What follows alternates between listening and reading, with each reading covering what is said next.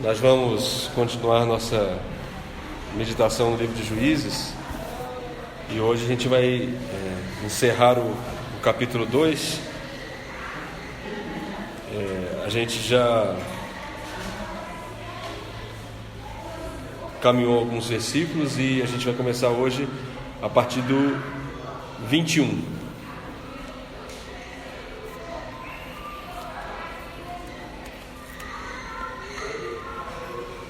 A gente vai do 21 até o 36.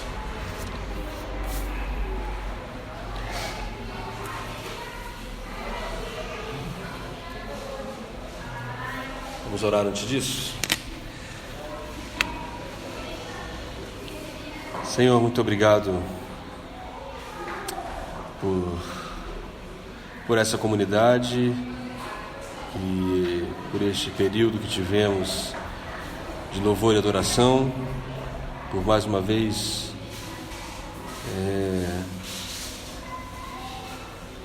temos ouvido o Senhor falar conosco, com nossos corações, com nossa mente. Que o Senhor receba a intercessão feita por cada um dos nossos irmãos e que a tua igreja seja fortalecida, em nome de Jesus. Eu estou lendo na NVI, então vamos juntos. Já os benjamitas deixaram de expulsar os jebuseus, que estavam morando em Jerusalém. Os jebuseus vivem ali com os benjamitas até o dia de hoje. Os homens das tribos de José, por sua vez, atacaram Betel, e o Senhor estava com eles. Enviaram espias a Betel, anteriormente chamada Luz. Quando os espias viram um homem saindo da cidade, disseram-lhe: mostre-nos como entrar na cidade, e nós lhe pouparemos a vida. Ele mostrou como entrar, e eles mataram os habitantes da cidade ao fio da espada, mas pouparam o homem e toda a sua família. Ele foi então para a terra dos hititas, onde fundou uma cidade e lhe deu o nome de Luz, que é o seu nome até o dia de hoje. Manassés, porém, não expulsou o povo de Bet-seã, o de Taanaque, o de Dor, o de Ibleã, o de Megido, nem tampouco o dos povoados ao redor dessas cidades, pois os cananeus estavam decididos a permanecer naquela terra. Quando Israel se tornou forte, impôs trabalhos forçados aos cananeus, mas não os expulsou completamente.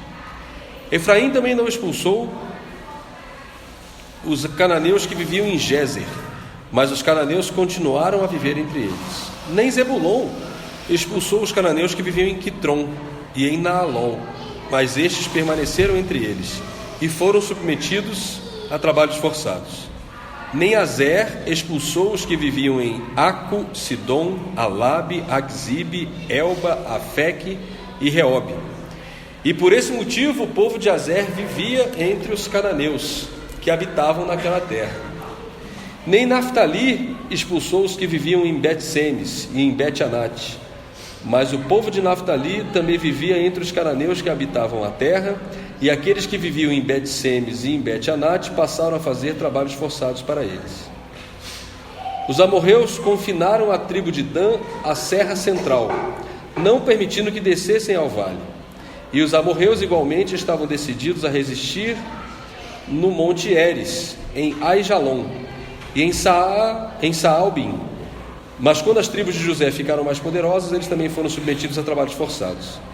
A fronteira dos amorreus ia da subida de Acrabim até Selá, e mais adiante.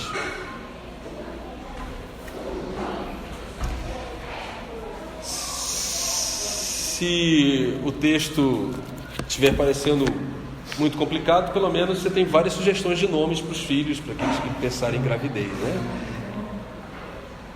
E se você for pensar em fundar alguma cidade algum dia, a gente também tem alguns nomes interessantes aqui. Eu não sei se vocês perceberam, mas o final do texto, ele me parece que faz um resumão do que aconteceu com cada uma das tribos. Ele primeiro tinha falado de Judá e de como Judá chama Simeão e Judá entra e toma posse.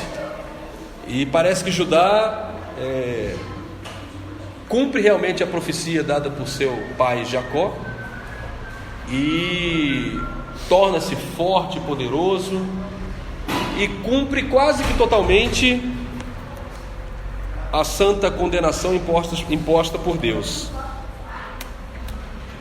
Em seguida, ele começa tratando dos benjamitas, da tribo de Benjamim. E aí ele começa a dizer o que se torna uma constante no que aconteceu com as outras tribos. Os benjamitas deixam de expulsar os jebuseus. Manassés não expulsa os de Bet-Sean e um monte de outras cidades. Mas em vez de matar aqueles sobre quem eles dominaram, eles deixam fazendo trabalhos forçados. Efraim não expulsa os cananeus de Gézer. Zebulon não expulsa os cananeus, mas também coloca em trabalho forçado. Azer não expulsa, Naftali não expulsa. E termina com Dan, dizendo que Dan não só não expulsou, como foi confinado pelos amorreus. O texto começa dizendo que os amorreus é que enfim põem os damitas, danaitas, põe para correr, deixa na serra, e o vale é deles. Vale na antiguidade é lugar de fertilidade, é lugar de plantação. Você imagina você fazer plantação na montanha e tentar fazer com que seus gados se alimentem nas montanhas. E a tribo de Dan então é resumida só a esse trecho. E mais uma vez a gente encara e encontra essa característica do livro de Juízes, que é de um povo que não consegue ser fiel ao Senhor, de um povo que recebe uma ordenança firme, dura, que o texto chama de santa condenação, que o Senhor impôs. Faz um pacto com Moisés, faz um pacto com Josué e diz: olha, vocês vão entrar na terra, e quando vocês entrarem na terra, vocês destruam tudo, não deixem viver ninguém. Vocês vão matar as pessoas, vocês vão matar o gado, vocês vão inclusive acabar com as plantações e com as árvores sagradas deles. E se eles tiverem alguma coisa de metal precioso, nem isso vocês devem tomar para si. Destruam tudo. O que eu vou fazer com vocês é novo. E parece que Israel não consegue obedecer plenamente. E desde o começo mesmo, a tribo de Judá, como a gente leu nos primeiros versículos, versículo 3, mesmo Judá não obedece plenamente ao Senhor. Deus dá uma ordenança clara. Eles perguntam, Josué morre, e eles perguntam: Senhor, nós temos que continuar as guerras, nós precisamos dominar essa terra, quem vai subir? E o Senhor responde: Judá. Qual a primeira atitude de Judá? Simeão, vem comigo. E isso é uma constante. Nós vemos aqui o caso da tribo de José chegando em Betel. Eles armam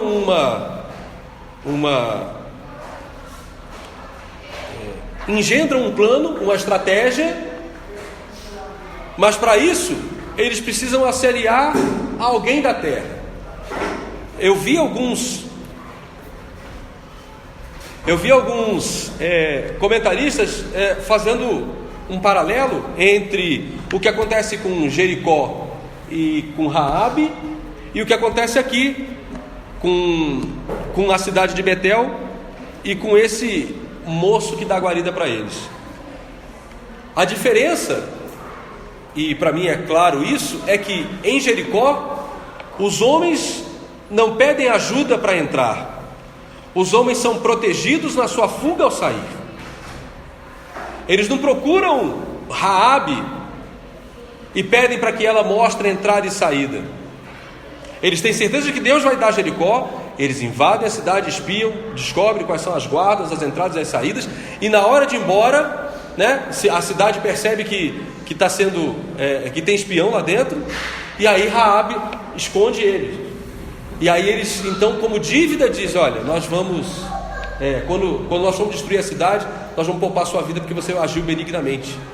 Nesse caso, não é assim. Nesse caso, eles arquitetam com seu coração um plano e falam assim: bom, o Senhor nos mandou dominar, o que nós vamos fazer? Já sei, vamos pedir ajuda a alguém. E esse cara, que é a família que eles poupam, sobe e vai para a região norte e funda uma nova cidade, que tem que ser conquistada depois. Quando a gente não obedece completamente, a gente adia a resolução dos problemas e sempre vai deixar algo para ser resolvido mais tarde, que talvez pode ser até pior. Tudo isso acontece nessa maneira claudicante, nessa maneira oscilante, oscilatória, enfim, nessa maneira dúbia de servir ao Senhor. A gente serve, mas não serve. Mas a gente não está falando da gente, né? A gente está falando deles. E aí eu percebo que tem uma gradação do que vai acontecendo. Do começo para o fim, só vai piorando. Judá consegue destruir a cidade, mas chamam dos seus irmãos para se tornar mais forte, e deixa de destruir algumas cidades que têm carros de ferro. E aí você pensa: mas essas cidades têm carros de ferro, né? Ou seja, é como se a gente, em nossas vidas, tivesse alguma área específica que você dissesse: Senhor, eu já te dei quase tudo, mas tem alguma coisinha aqui que, poxa, é muito difícil deixar de fazer isso.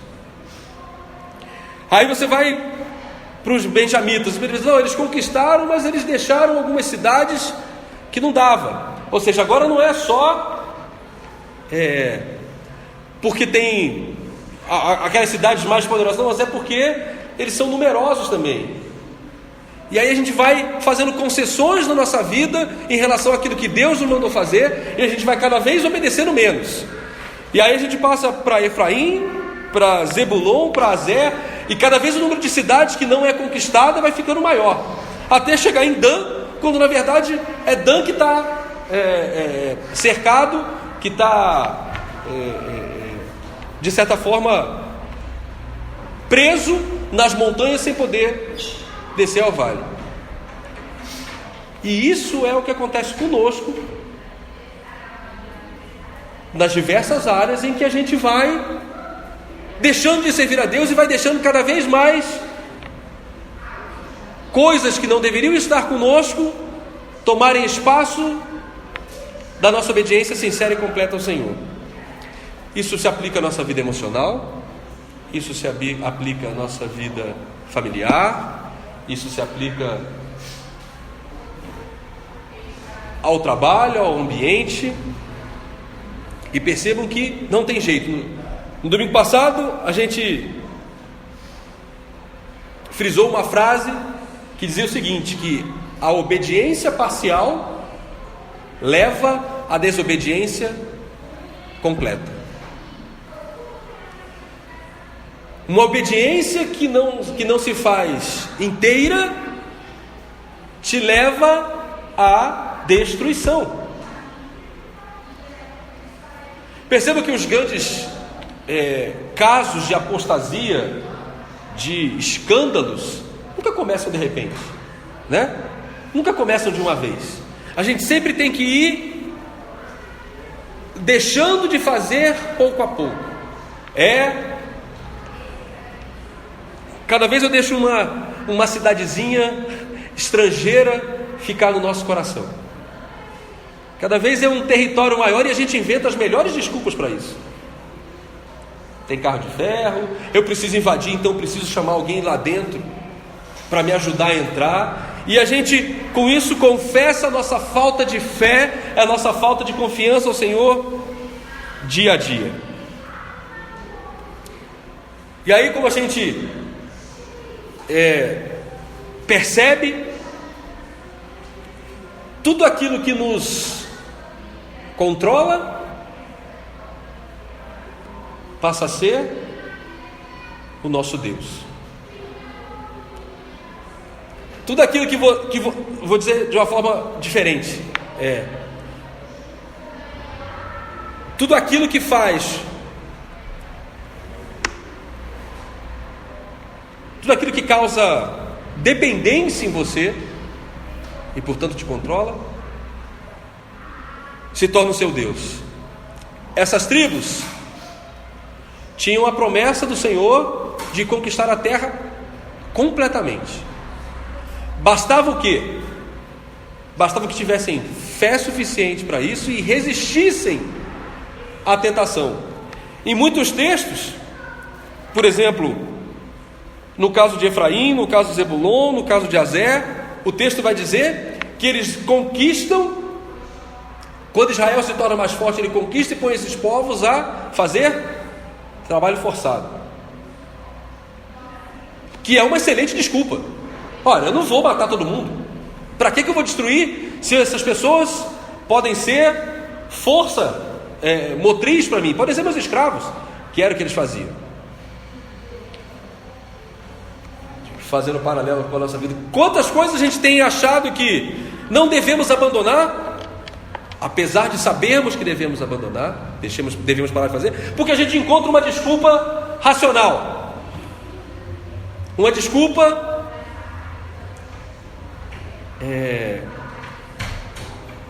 que faz sentido do ponto de vista humano. Vamos pensar no nosso tempo e o que a gente faz com o nosso tempo.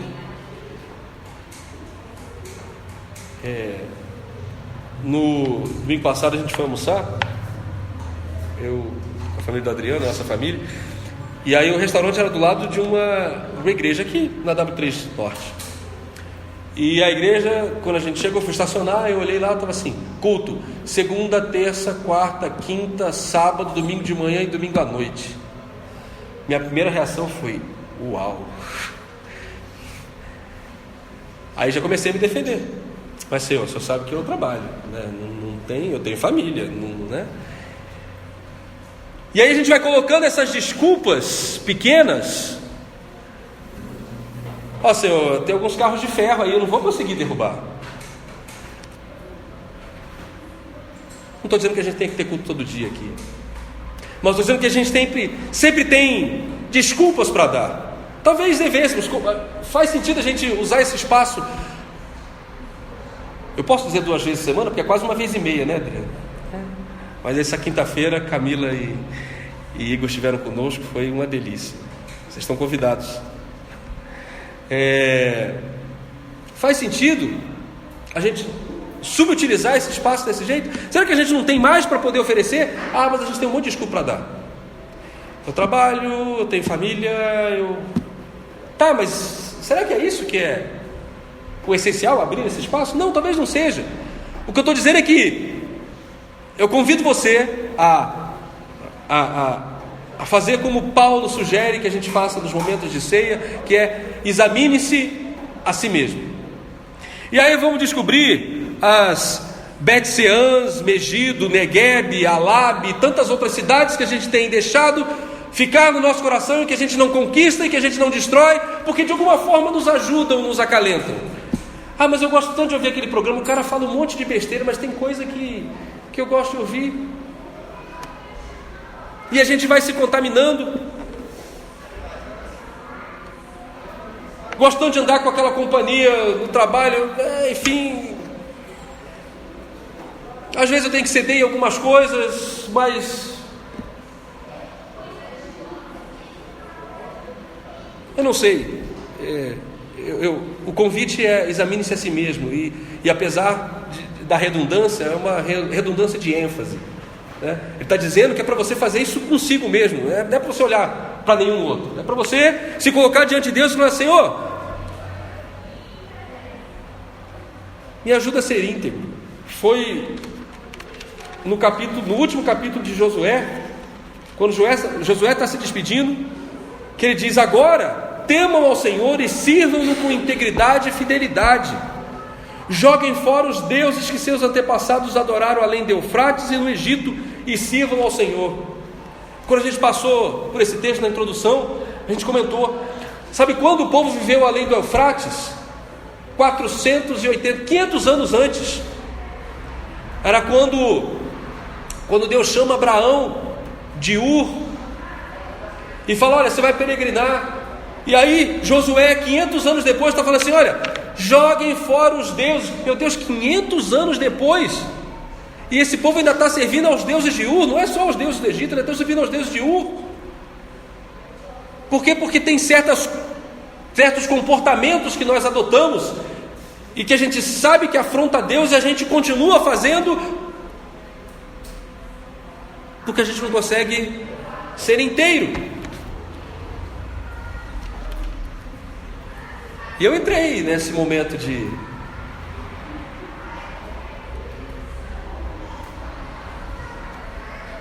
de olhar para dentro de mim e a gente encontrou um monte de coisa feia. A gente não, eu encontrei um monte de coisa feia lá dentro.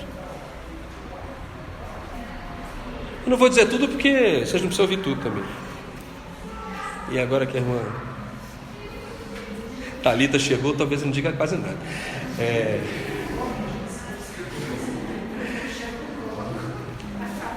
Na verdade, queridos, o que eu descobri é que eu sou muito mais parecido com Dan,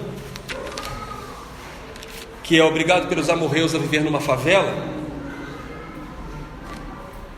no alto. A gente pensa em alto de montanha, a gente pensa em lugar bonito, mas não era isso, tá? Então o paralelo é numa favela, onde você vive com uma justiça parcial, uma alegria parcial, uma vida quase inteira, onde você na verdade não tem nada completo, e você se acostuma a algumas descidas ao vale fugazes, onde você passa um tempo vivendo bem. A sua constante, a minha constante, é essa quase vida. Por quê? Porque a gente cede, porque a gente não toma o passo de como cantamos hoje, e por isso a gente pediu que o Igor repetisse: levarei eu também minha cruz. A gente parece que quer inverter. Senhor, me dá a coroa agora, eu já quero viver com a coroa. Quer dizer, eu estou vivendo com a minha coroa. Foi horrível, tá? Eu não resisti. Levarei eu também minha cruz, até por uma coroa trocada. E a gente vem colocando falsos deuses dentro do nosso arraial. Falsos deuses que dizem que você já pode ter coroa agora. Falsos deuses que dizem que você já pode... Achei interessante o texto na mensagem, em que diz que a gente, de 2 Timóteo, que a gente leu alguns domingos atrás, onde ele diz que fujam das pessoas que estão fazendo espetáculo com a fé. Fujam, porque na verdade eles estão tão enganados quanto as pessoas que eles enganam. Estão tão perdidos quanto as pessoas que eles estão fazendo se perder. E hoje a gente tem até programa na televisão que fala show da fé. Falei, tá escancarado, né? Não é mais velado, escondido. Mas o convite é para olhar para si. Então vamos voltar para nós mesmos e descobrir em nós essas Sidons, essas Gézer. Vocês perceberam no texto que o texto diz: e os benjamitas vivem até hoje com os jebuseus em Jerusalém. Sabe quem tinha que conquistar Jerusalém? Jerusalém foi dada para quem?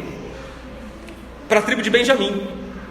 Só que Benjamim não consegue expulsar os jebuseus. E quem é que expulsa os jebuseus? Vocês lembram dessa história? Quem é que expulsa os jebuseus? Davi, que é da tribo de Judá. Ou seja, aquilo que nós não conquistamos plenamente, ou aquilo que nós conquistamos parcialmente, no fim das contas nós acabamos perdendo.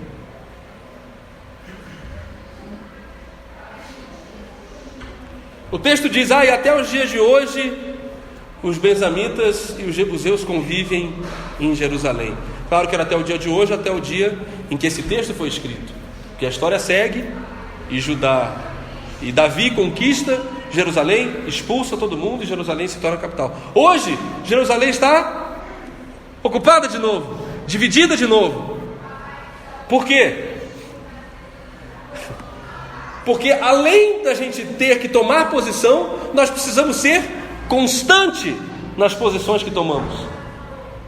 Não basta integridade, como a gente leu em Juízes 24, tem que ser integridade e fidelidade. Aí a gente já entende porque que os outros adoravam outros deuses, porque é bem mais fácil adorar os outros deuses. A gente vem repisando isso no estudo, e os outros deuses exigiam apenas o quê? Me dá só a sua oferta, deposita aqui sua oferta diante do altar. É exatamente isso, diante do altar desses outros deuses. Deposita exatamente sua oferta aqui e viva a sua vida como você quiser. Se você botar o seu dinheiro aqui, seu gado vai ser próspero, sua plantação vai ser enorme, seus filhos não vão ter problemas. Era isso que os outros deuses prometiam. E o que Deus exige? Fidelidade e integridade. Temam ao Senhor. Você não vai me comprar com seu dinheiro, você não vai me comprar com sua oferta, você não vai me comprar com a roupa que você veste.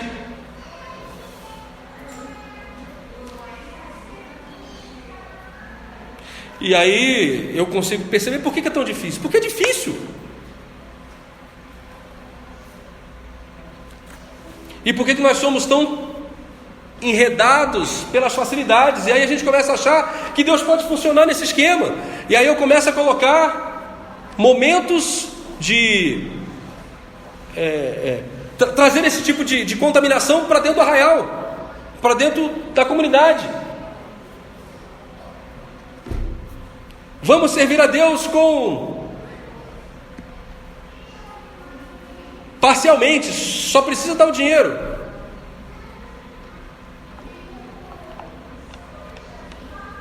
Que Ele vai dar tudo. E aí você acha que está adorando a Deus, acha que veio à casa do Senhor, e na verdade você está adorando a um ídolo.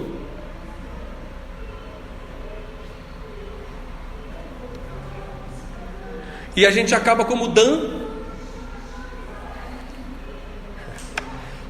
vivendo nossa vida em favela, vivendo nossa vida acossado, vivendo nossa vida de maneira parcial, e nem usufrui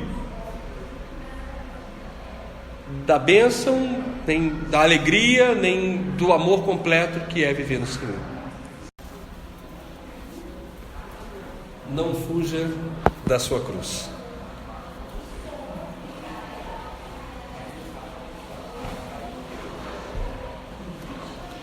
Não há como servir ao Senhor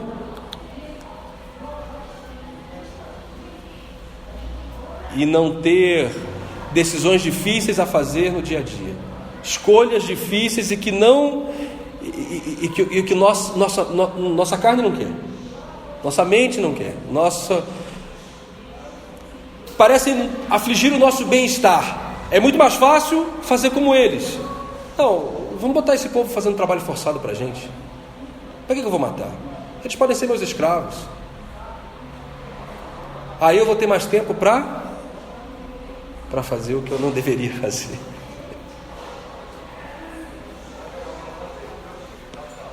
Examine-se, pois o homem é a si mesmo. Que o Senhor nos ajude a reconhecer as Aquzibe, Zelba, Afec, Reobe, que tem povoado o nosso coração, e que a gente possa tomar uma postura firme diante de Deus, de não nas nossas estratégias, de não na nossa força, mas de conseguirmos ser firmes o suficiente para derrotar essas práticas, essas atitudes, essas maneiras de viver, que não só ofendem a Deus, como nos afastam dele. Nenhum de nós aqui é novo convertido. Nenhum de nós aqui tem pouco tempo de caminhada cristã. Mas eu tenho certeza que todos nós aqui ainda temos algumas cidades para serem conquistadas. Que o Senhor nos ajude.